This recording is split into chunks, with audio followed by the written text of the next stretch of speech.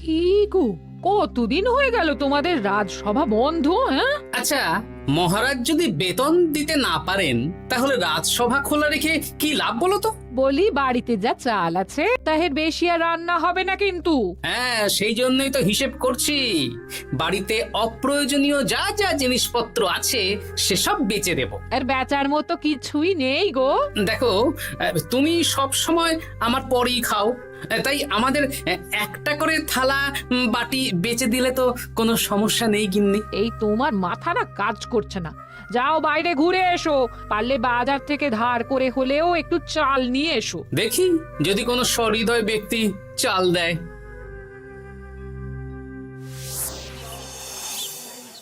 না গোপাল দাদা, বাজারের অবস্থা খুব খারাপ, আর আমি ধারে বিক্রি করছি না। আহা, আরে আমি কোনোদিন তোমার একানাও বাকি রেখেছি বলো? আমি বুঝতে পারছি গোপাল দাদা, কিন্তু আমিও নিরুপায়। গত মাসের বেতন এখনো পাইনি। মহারাজ অনির্দিষ্ট কালের জন্য রাজসভা বন্ধ রেখেছেন।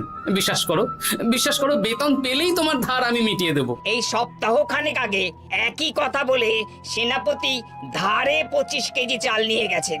এখন ওনার কোনোই পাত্তা নেই। কি যে করি, কাছের বন্ধু বলতে বিজ্ঞানী আর সভাকবি। দেখি ওদের বাড়িতে একবার ঢুঁ মেরে।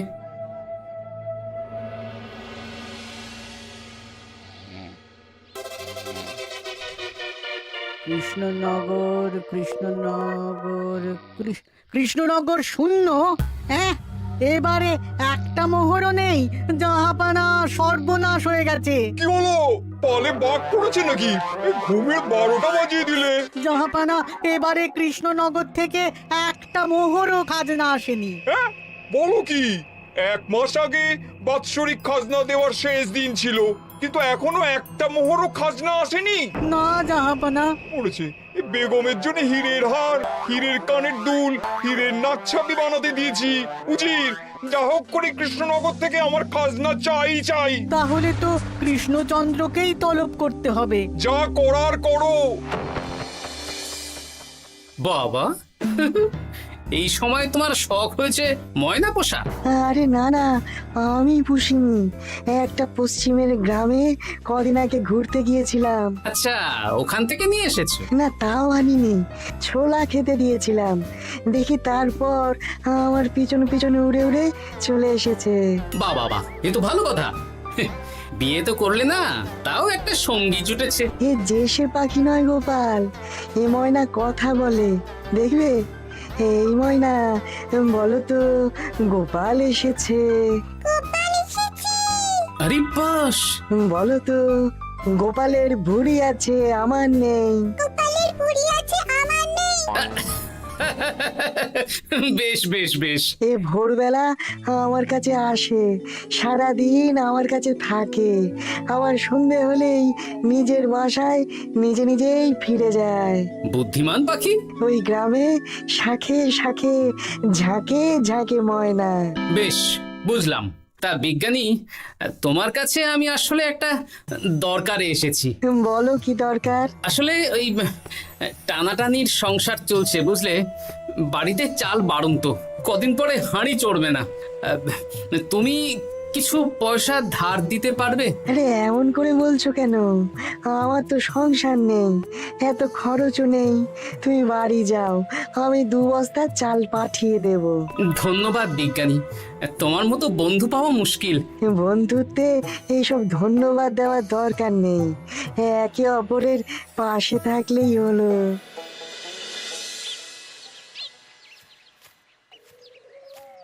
এ কি গো, খালি হাতে ঢুকছো যে? বিজ্ঞানী আমাদের 2 বস্তা চাল পাঠাবে, তাই কিছুটা হলেও চিন্তা কমলো, বুঝলে। ওমা, এই তো সারা বাজার ঘুরে তো ধারে চাল পেলাম না, অগত্যা বিজ্ঞানীর বাড়ি গেলাম। উনি সত্যি তোমার বন্ধু? হ্যাঁ, হ্যাঁ গিন্নি, জানি না কতদিন আমাদের রাজসভার সমস্যাটা চলবে। দেখি অন্য কোনো কাজে লাগতে হবে, বুঝলে। এই দেখো দেখো, যা করার তাড়াতাড়ি করো, এভাবে তো আর চলতে পারে না গো। কি নবাব বাহাদুর আমাকে ডাকছেন? হ্যাঁ, জাহাপনা আপনার উপরে রেগে আছেন। অতি সত্বর আপনাকে দেখা করতে বলেছেন। এবারে চাষাবাদের মন্দার কারণে রাজস্ব আদায় তেমন ভালো হয়নি, তাই খাজনা পাঠাতে পারিনি। আর কিছুদিন অপেক্ষা করতে বলুন, আমি ঠিক খাজনা পাঠিয়ে দেব। এখন আর খাজনা নিয়ে কথা বলবেন কিনা জানি না। আপনাকে নবাব এই আদেশ পাঠিয়েছেন, আপনি 2 দিনের মধ্যে নবাব বাহাদুরের সাথে দেখা করবেন। আচ্ছা ঠিক আছে।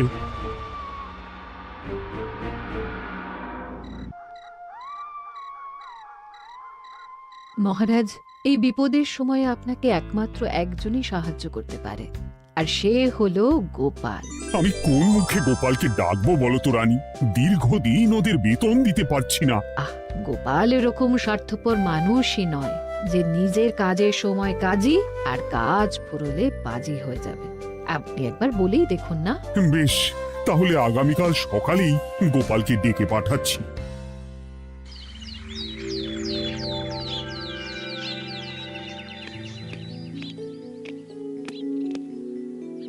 আসতে পারি মহারাজ? হ্যাঁ গোপাল, এসো এসো।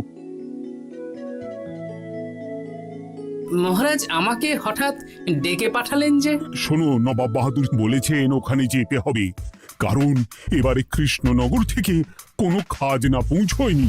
মহারাজ, আপনি গেলেও বিপদ, না গেলেও বিপদ। হ্যাঁ, সেটাই তো আমাকে সবচেয়ে বেশি ভাবাচ্ছে, কিন্তু না গেলেই যে নয়। তাহলে এক কাজ করি মহারাজ, আমিও বরং আপনার সাথে যাই। যা বিপদ আসবে একসাথে লড়বো। ও গোপাল, তুমি যেন আমার বুক থেকে পাথর নামিয়ে দিলে। তোমাকে যে কি বলে ধন্যবাদ জানাবো। তাহলে কখন বেরোবেন বলুন? আজকে সন্ধ্যের দিকে বেরিয়ে পড়বো, তাহলে কাল সকাল সকাল মুর্শিদাবাদ পৌঁছে যাব।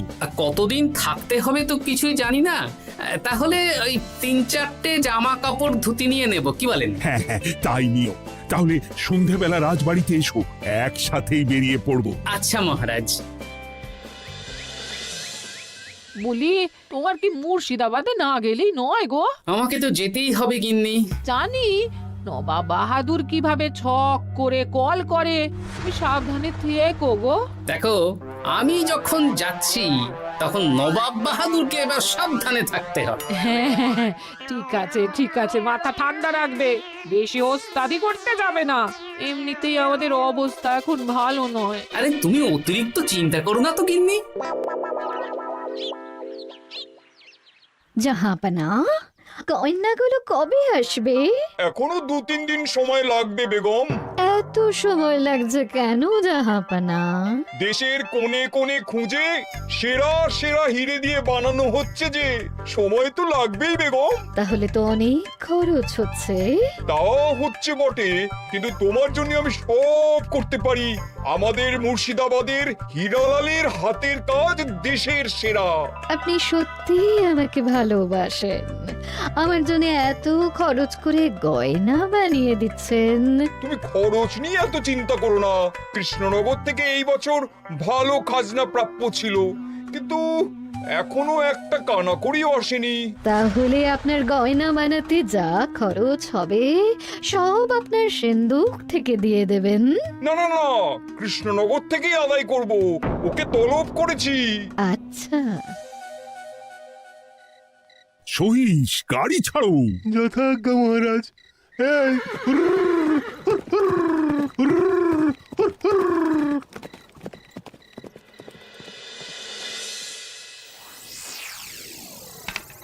এত রাতে আবার কে এলো রে বাবা? খুলছি।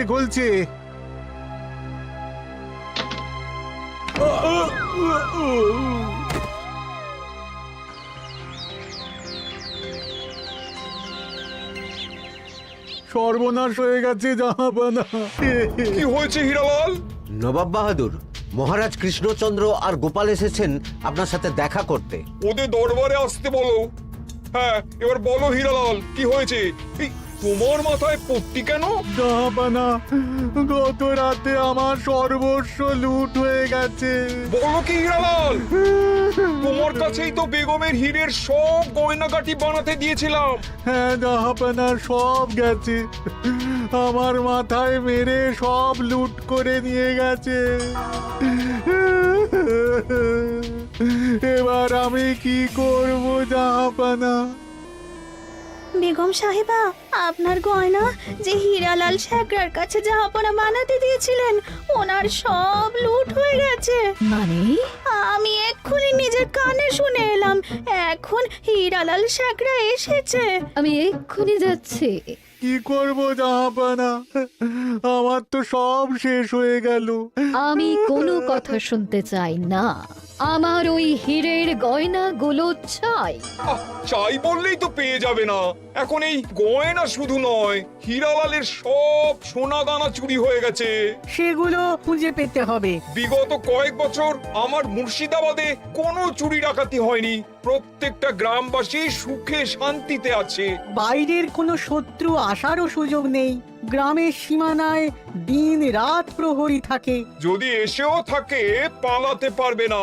এবারে তাহলে চোরটা কে বুঝবো কি করে? এসব সামান্য চোর ধরার কাজ আমার কাছে নস্যি। জাহাপনা, আপনি যদি কৃষ্ণনগরের এবছরের খাজনা মকুব করে দেন, তাহলে আমি চোর ধরার ক্ষেত্রে সাহায্য করতে পারি। ঠিক আছে কৃষ্ণচন্দ্র, তোমার এই গোপাল যদি চোর ধরে দিতে পারে, তাহলে এবছরের খাজনা মুকুব। আগে আমি ওই শেখরার সাথে একান্তে কিছু কথা বলতে চাই। বেশ, প্রহরী প্রহরী, তুমি গোপাল আর শেখরাকে একটা ঘরে নিয়ে যাও। আসুন। এবার আপনি চুরির ঘটনাটা বলুন। চুরি না, ডাকাতি। সে যাই হোক, বলুন বলুন। গতকাল রাতে, তারপর সকালে জ্ঞান ফিরে ঘরে গিয়ে দেখি সব ফাঁকা। আমার ঘরের সাথেই লাগোয়া দোকান।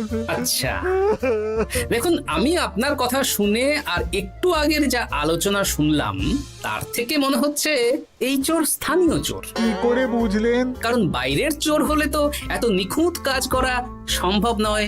চোর নিশ্চয়ই আপনাকে ব্যক্তিগতভাবে চেনে। হ্যাঁ, এবার মশাই আপনি বলুন তো, আপনার কোনো শত্রু আছে? না, শত্রু নেই তেমন। আমার সাথে কারো সম্পর্ক খারাপ নেই। আর আমাদের পাড়ায় সবাই ব্যবসায়ী, সবাই সম্ভ্রান্ত লোকজন। বেশ, তাহলে সব ব্যবসায়ীদেরকেই ডাকতে হবে। আমি নবাব বাহাদুরকে বলে দিচ্ছি, আপনি এখন আসুন। নবাব বাহাদুর, আপনি ওই গ্রামের সকল ব্যবসায়ীদের আপনার মহলে ডাকার ব্যবস্থা করুন। সবাই কিন্তু বেশ সম্ভ্রান্ত ব্যবসায়ী। সে হোক না, ওই গ্রামে তো সবাই ব্যবসায়ী, আর বাইরের কোনো লোক গ্রামে ঢোকেনি বা বাইরেও যায়নি। তাই যদি কেউ চোর থেকে থাকে, তাহলে ওই ব্যবসায়ীদের মধ্যেই আছে। বেশ, আমি সবাইকে আমার মহলে নিয়ে আসার ব্যবস্থা করছি। আর একটা ফাঁকা বড় ঘর চাই, যেখানে চোর ধরার পরীক্ষা হবে। আর সেই ঘরে আমাদের কৃষ্ণনগরের ঘোড়া চোর ধরবে। হ্যাঁ, ঘোড়া চোর ধরবে? হ্যাঁ, যে ঘোড়ার গাড়িতে আমরা এসেছি সেই ঘোড়া। যদি চোর না ধরতে পারো, তাহলে পুরো খাজনা তো গায়ের জোরে নেব, সাথে সাথে কৃষ্ণনগরটাও কেড়ে নেব। আমার উপর একটু ভরসা রাখুন নবাব বাহাদুর, আর যা বললাম করুন। বেশ, শুনুন, এই ঘরে আমার এক প্রিয় ঘোড়া আছে, আর সামনে একটা বালতিতে ছোলা সেদ্ধ রাখা আছে। আপনারা সকল ব্যবসায়ীগণ একে একে যাবেন, দরজা ভিতর থেকে বন্ধ করবেন, আর ঘোড়াকে এক মুঠো করে ছোলা খাইয়ে ফিরে আসবেন। তারপর কি বাড়ি চলে যাব? না, সবার ছোলা খাওয়ানো হয়ে গেলে আমি ঘোড়ার কাছে যাব, আর ঘোড়া কানে কানে আমাকে বলে দেবে কে চোর। তাহলে আর দেরি কেন, সবাই একে একে যাও।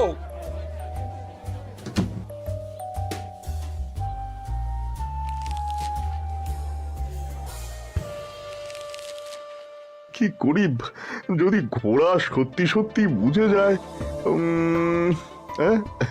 ছোলা খাওয়াবোই না। ব্যাস, ছোলা খাওয়ানো হয়ে গেল। এবার গোপাল বলো তো কে চোর? দাঁড়ান, ঘোড়ার মুখের কথা শুনে আসি। আমি বলে দিচ্ছি জাহাপানা, গোপাল এসব মস্করা করছে, সব মস্করা। ঘোড়া বলে দিয়েছে কে চোর। বলো গোপাল, কে চোর? তার আগে সকল ব্যবসায়ীর হাত দেখে আমি পরীক্ষা করতে চাই। সে দেখো, কিন্তু বলো কে চোর? দেখি দেখি না, দেখি আপনারটা। না, আপনিও না। না, আপনিও না। একই মশাই, চুরিটা তো আপনিই করেছেন, আপনিই চোর। কি উল্টো পাল্টা কথা বলছেন? আমি চুরি করিনি। হ্যাঁ, আপনিই চুরি করেছেন, তাই ভয়ে ঘোড়াকে ছোলা খাওয়াননি।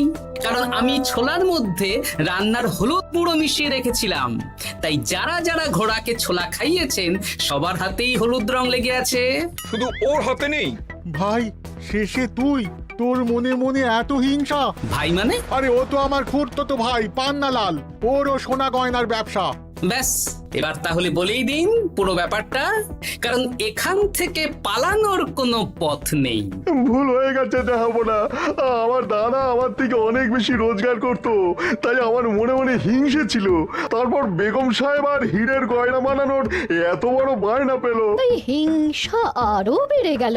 আর তুই চুরি করলি? চুরির সব জিনিস কোথায় আছে? আমার বাড়িতেই আছে না। সাব্বাস গোপাল, সাব্বাস। তোমার কি বুদ্ধি! তাহলে জাহাপানা, কথা মতন আমাদের এই বছর তাহলে খাজনা দিতে হচ্ছে না। না, কথা যখন দিয়েছি তখন আমি তো আর কথার খেলাপ করতে পারি না। আচ্ছা গোপাল, তোমার তো এত বুদ্ধি, আমার একটা শখ পূরণ করতে পারবে? কি শখ বলুন নবাব বাহাদুর। আমার অনেক দিনের ইচ্ছে একটা হাওয়া মহল বানাবো, কিন্তু ঘরামি রাজমিস্ত্রি কেউই বানাতে পারবে না বলছে। তুমি কি বানিয়ে দিতে পারবে? আগে পারবো জাহাপনা, কিন্তু তার বদলে আমি কি পাবো? আগামী 5 বছর কৃষ্ণনগরের খাজনা মুকুব, আর তোমাকে আমি 100 মোহর উপহার দেবো। বেশ, তাহলে আপনি আমাকে দিন 7 সময় দিন, আর 7 দিন পরে আমার বাড়ির সামনে চলে আসুন। হাওয়া মহল বানিয়ে রাখবো, আপনি নিয়ে যাবেন। বেশ, তাহলে 7 দিন পরে কৃষ্ণনগরে দেখা হচ্ছে। যদি না বানাতে পারো তাহলে কিন্তু আগামী 5 বছর কৃষ্ণনগরকে দ্বিগুণ খাজনা দিতে হবে, এই আমি বলে দিলাম। বেশ, রাজি।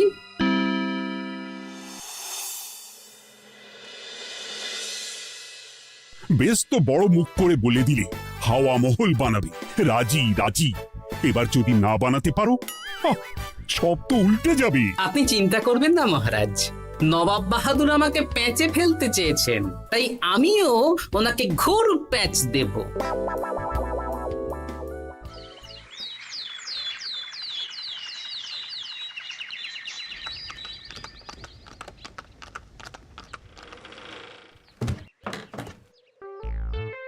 কি গোপাল, আরে কোথায় আমার হাওয়া মহল?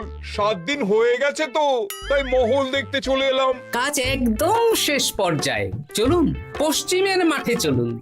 গিন্নি, তুমি মহারাজকে খবর দাও আর বলো পশ্চিমের মাঠে চলে আসতে। আরে তাড়াতাড়ি কর, তাড়াতাড়ি কর। ওই দেখুন, আপনার হাওয়া মহল তৈরি হয়ে গেছে। কই? উপরে দেখুন। ওরে, নবাবের হাওয়া মহল বলে কথা, ইট কথা হয়ে গেছে। এবার রং কর, রং কর। হাওয়া মহল রং করছি তো, এত তাড়া দিস না। আরে তাড়াতাড়ি কর, তাড়াতাড়ি কর। আরে এসব আবার কি? ময়না পাখি হাওয়া মহল তৈরি করছে? হ্যাঁ, হাওয়া মহল তো, তাই হাওয়াতেই তৈরি হচ্ছে। হাওয়া তো আর চোখে দেখা যায় না, আমি তৈরি করিয়ে দিয়েছি। এবার জাহাপনা আপনি নিয়ে যান। হয়ে গেল, এবারেও গোপাল দাও মেরে দিল। মানে আমি কি করে? সে তো জানি না জাহাপনা, আপনি বলেছিলেন হাওয়া মহল বানিয়ে দিতে হবে, আর আমি আপনার আবদার পূরণ করেছি। এখন আগামী 5 বছর আমরা খাজনা মুক্ত। সাব্বাস গোপাল। ওরে, রংটা ভালো করে কর, ভালো করে কর। নবাবের হাওয়া মহল। গোপাল, তুমি সত্যিই বুদ্ধিমান, তোমার বুদ্ধির জবাব নেই। শোনো, আগামী 5 বছর কৃষ্ণনগরের খাজনা মুকুব, আর এই নাও তোমার 100 মোহর উপহার। এবার বলো তুমি এই অসম্ভবকে সম্ভব করলে কি করে? আমি বুঝতেই পেরেছিলাম আপনার মুর্শিদাবাদের চোর ধরার পরে আপনি আমাকে যখন হাওয়া মহল বানাতে বললেন তখন নিশ্চয়ই কোনো উদ্দেশ্য আছে, কারণ আপনি তো মন থেকে চাননি যে খাজনা না দিয়ে আমরা মুক্তি পাই। তাই গোপাল এই চালটা চাললো। যদিও আমি গোপালকে একটু সাহায্য করেছি। কিরকম সাহায্য? কদিন আগে আমি বিজ্ঞানীর ঘরে গিয়ে দেখি একটা ময়না হুবহু মানুষের মতন কথা বলছে, আর বিজ্ঞানী বলল এরকম অনেক ময়না পাখি আছে। ব্যাস এই এক সপ্তাহ ধরে আমি ময়নাগুলোকে বিভিন্ন বুলি শেখালাম, আর ওরা সেগুলোই বলে চলেছে। নয়, হ্যাঁ।